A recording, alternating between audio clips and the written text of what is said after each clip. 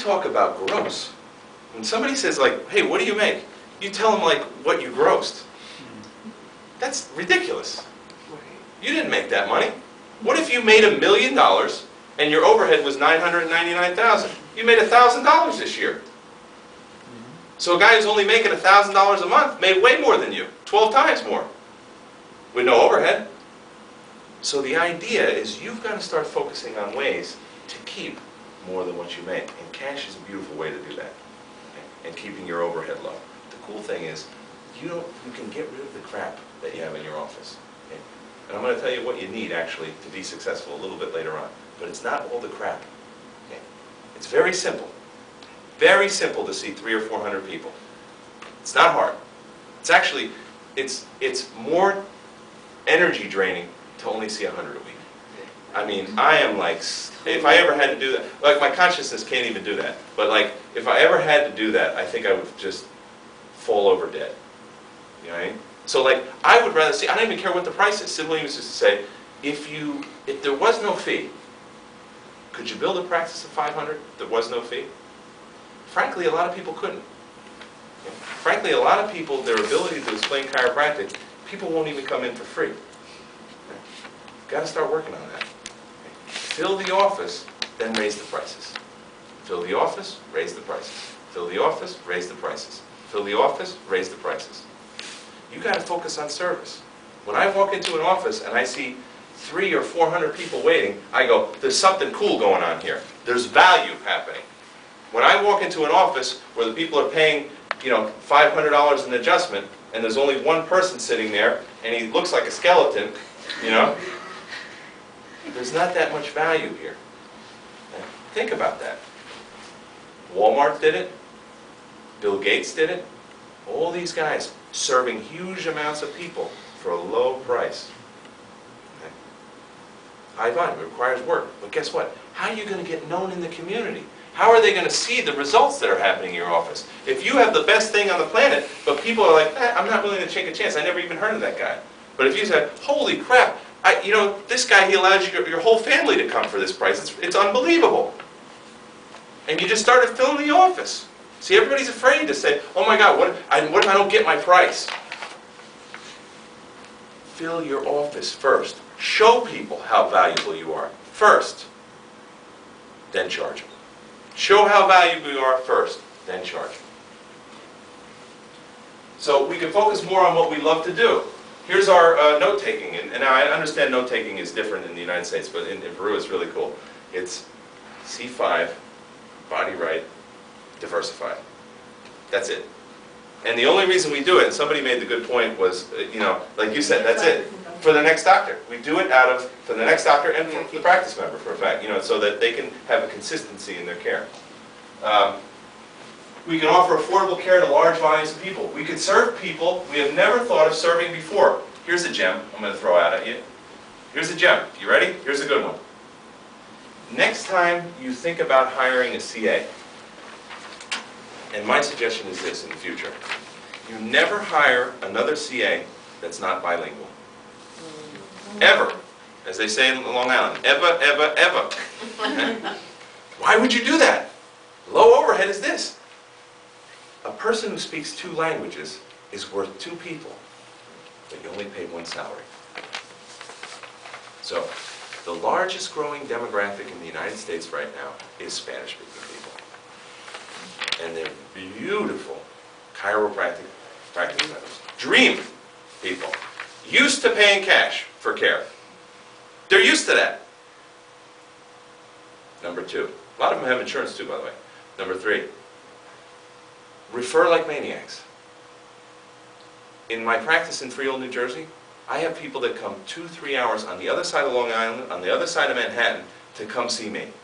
Why? Because I speak Spanish. Because they don't want to talk to a third party. Okay? You can't speak Spanish? Fine. There's ways to get around that. You have a secretary and you have her educate these people like nobody's business. You have a good secretary that knows how to educate people, and then you follow it up. Like we have, I have a business called On Point Seminars. We have a whole series designed specifically for a doctor that can't speak any Spanish. And you just take the practice member in, you go, watch this video. and then you have a dynamic actor from Peru in Spanish speaking about chiropractic, or me, or another one of our doctors talking about chiropractic. And the first thing they say is, your doctor cares so much about you that they took the extra time and effort to get this information to you. And you know what they're saying? Oh yeah. You know why the reason I continue to practice? I never had to work again after 30. Financially, I've never had to work again after 30. I continue to do it for this one reason. This is a typical day in my office in Freehold, New Jersey.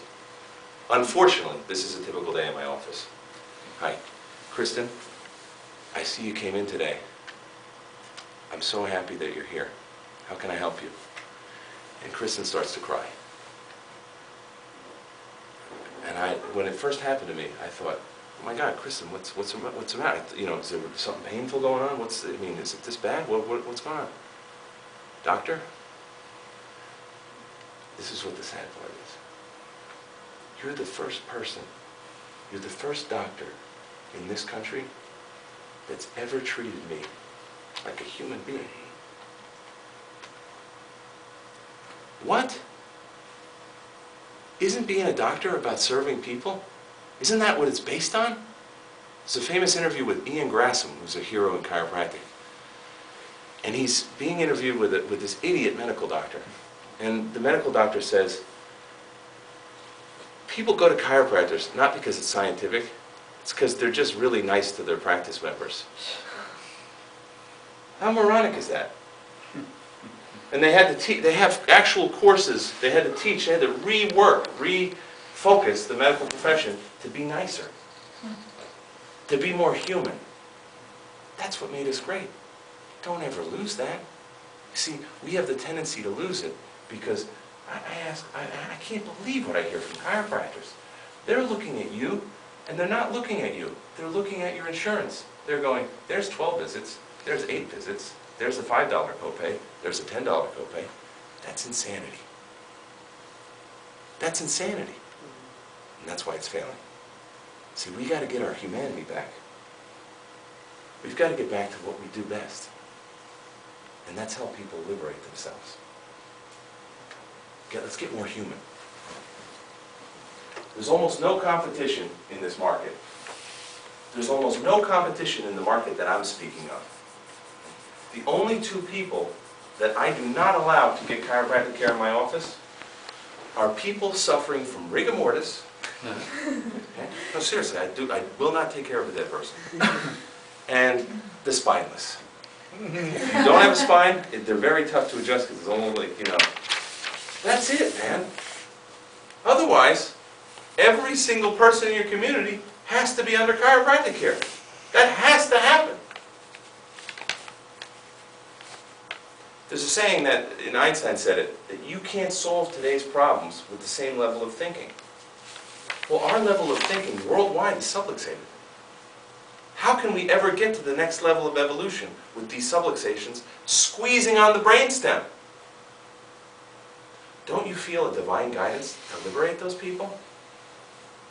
At what cost, at what sacrifice are you going to get out of your comfort level and start talking to people? You know, when I was a student at Life, they told us right off the bat that it was illegal in the state of Georgia to go around with your business card and give it to people. This is the level of self-esteem that we have in the profession. You know why? Because the Georgia Board of Chiropractic, they were afraid that we as chiropractic interns were going to take all the business away from the chiropractors. I'm like, are they that bad? So guess what? I'm on a mission from God, so I don't care what the law is. I don't care. I honestly do not care. You try to put me in jail for that. The people will come bail me out. That's what used to happen in our profession. The people will come bail me out. So I said, all right, I'm going to hand out my cards. And people are, oh my God, I can't believe you're doing it. I go, you take me to Sid Williams.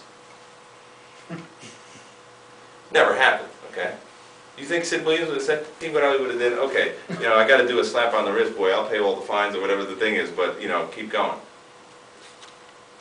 And I strapped on a spine. I took a guitar strap, and I put one end here and one end here. And I had my clinic jacket on, this is ridiculous, and a tie, and 95 degrees and 100% humidity,